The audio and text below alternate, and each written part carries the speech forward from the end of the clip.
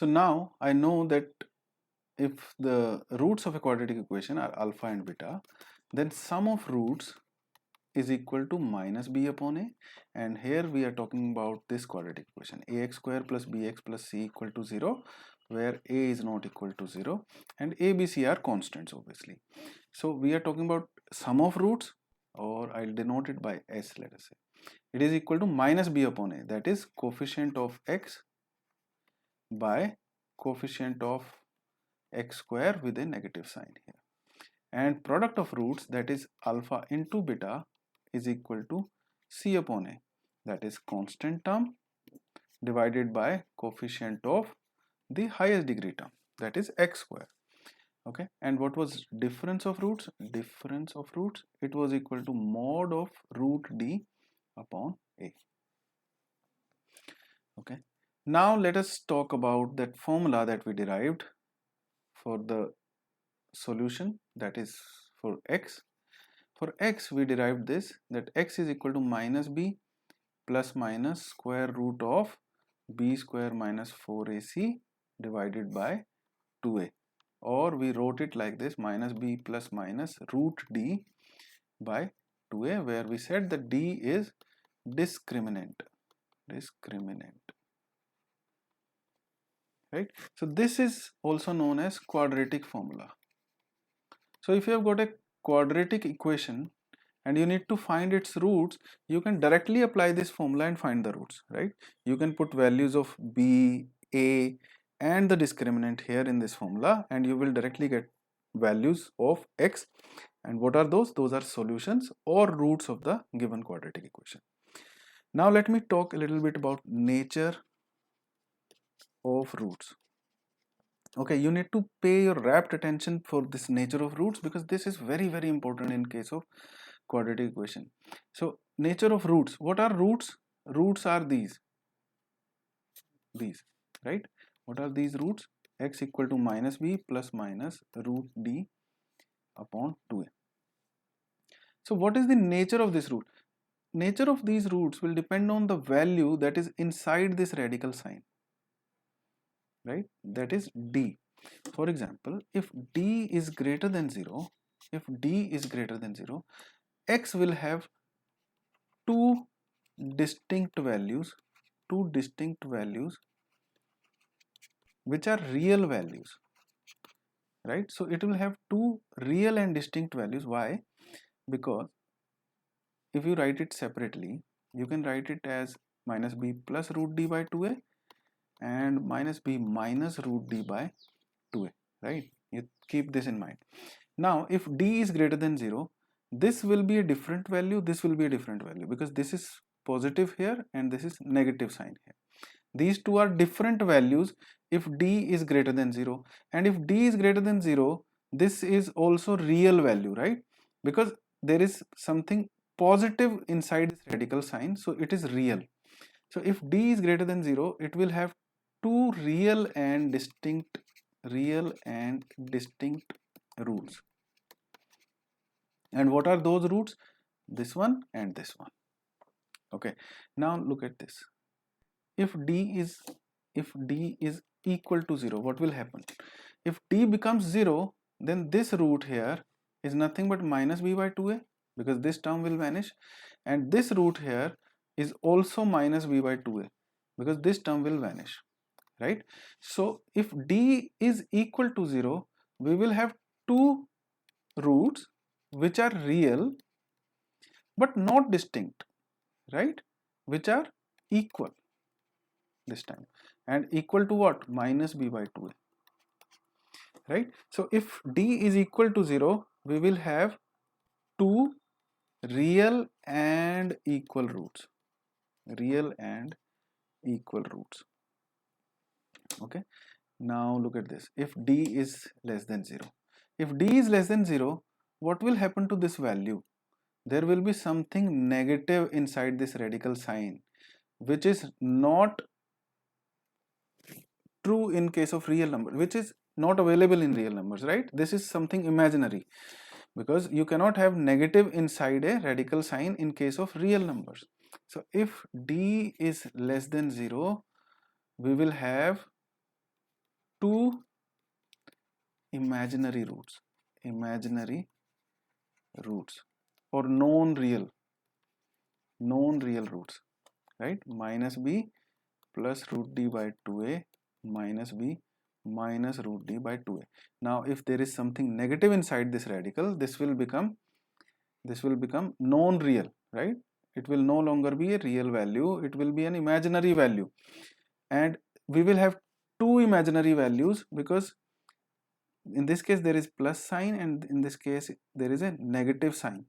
So the only difference in these two imaginary roots will be that the sign of this known real part will be different.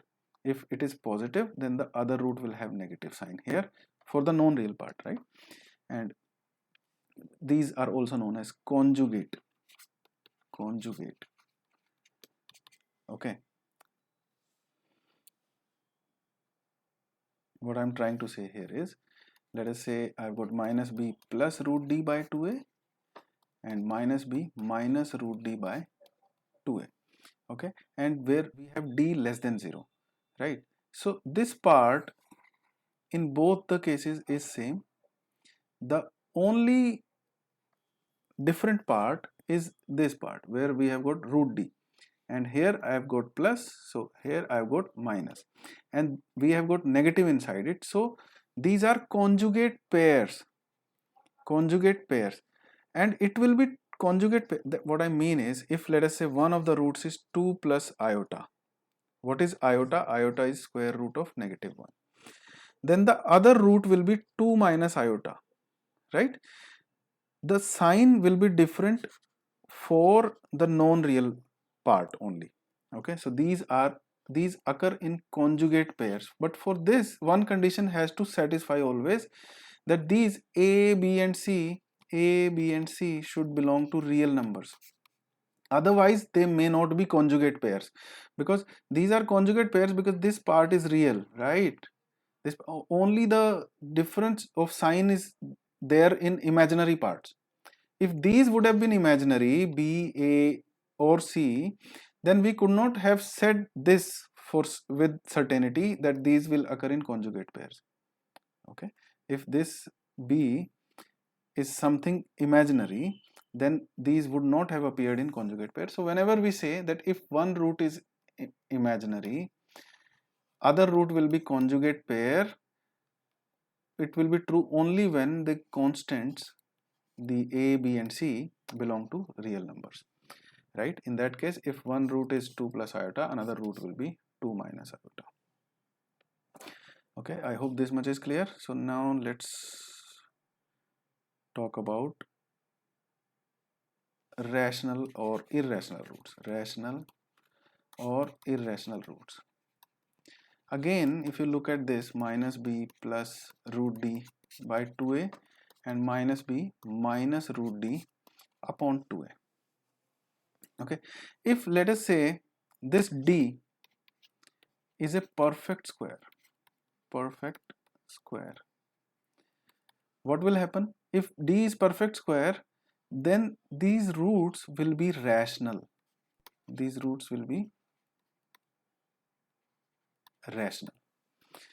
Okay, because a, b are already rational, and this should be there, that a and b are rational. Then these two roots are rational if d is a perfect square, and if d is not a perfect square, then these roots will be irrational, right? And these irrational roots will also appear in conjugate pairs. Given that a, b are rational. If a, b are irrational, then we cannot say that these will appear in conjugate pairs. If d is not a perfect square, then the only difference in this root and this root will be this plus and this negative sign, right? And because this d is not a perfect square, then this part will be irrational. That will make this entire number irrational. But the irrationality or the irrationality part has got difference of signs. So I can say that these irrational roots will appear in conjugate pairs only if A and B are rational.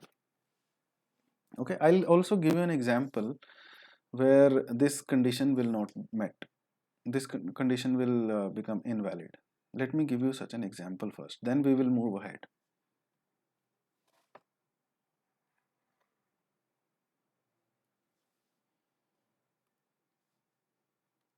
Let us take an example here.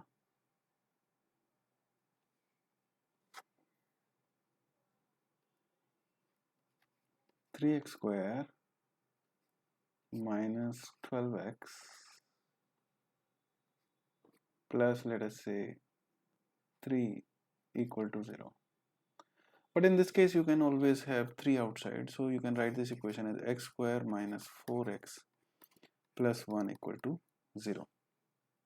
If you notice, what will be the discriminant in this case? It will be equal to minus 4 squared minus 4 into a into c, that is 1, right? So it will be equal to, this is what, 16, and this is minus 4, so the discriminant is 12, which is not a perfect square, not a perfect square. So what kind of roots are we expecting here? Let us see. X will be equal to negative b plus minus root d by 2a, and which is equal to minus b, that is minus of minus 4, which is 4, plus minus root d, that is root 12, divided by 2a, that is 2 into a is 1. In this case I am considering this quadratic equation, which is same as this one. Okay, so what I can do here is 4 plus minus 12 is nothing but 4 into 3 divided by 2, so I will take this 4 outside. So 4 plus minus 2 root 3 by 2, and the roots that I get is 2 plus minus root 3. Okay, now you look at these roots. I took all the coefficients 3, minus 12 and 3 as rational coefficients, and d was not a perfect square. In this case the roots that I obtain are conjugate pairs. What I mean is the irrational part differs by plus or minus sign. That is, if one root is 2 plus root 3, the another root is 2 minus root 3. Okay, and let us take an example where the coefficients are not rational, and then see what kind of roots do we get. Let us take x square minus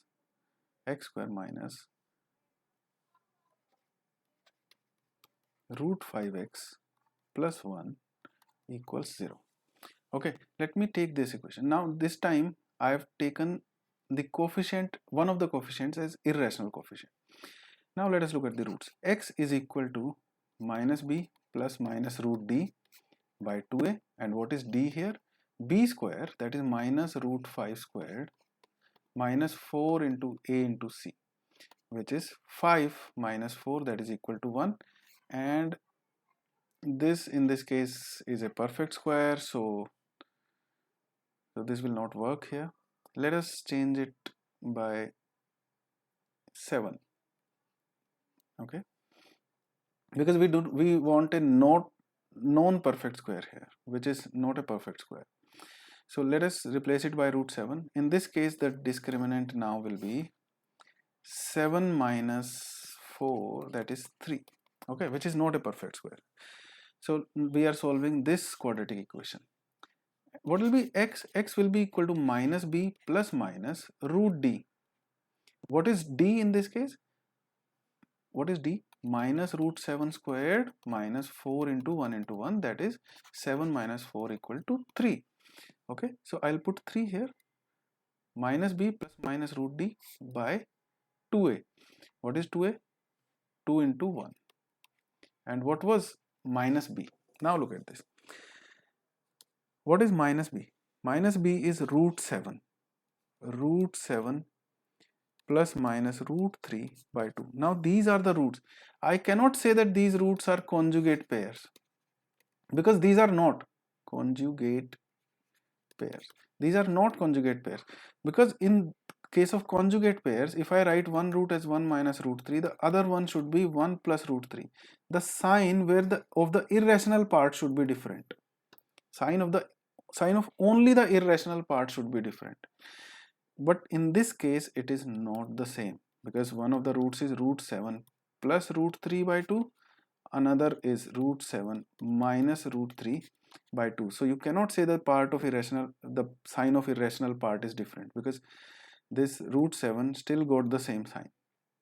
Okay, so if you want to know what will be the conjugate of this, it should be root 7 minus root 3 by 2, but it is not the conjugate. So for if the discriminant is not a perfect square, the roots will be irrational, and they will be in conjugate pairs only if the coefficients are rational. Okay, let me write it for you. If D is not a perfect square, then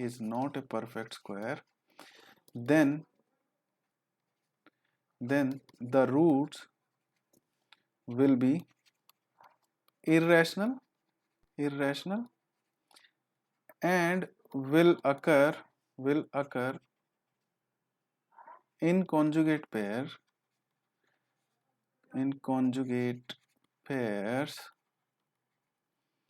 if the coefficients are rational, right? Similarly, you can imagine about the imaginary numbers also, right? This kind of explanation will work for imaginary numbers also. They will appear in conjugate pairs if the coefficients are real. Otherwise, we cannot necessarily say that they will appear in conjugate pairs. Okay, so we will discuss more about nature of roots in next lecture.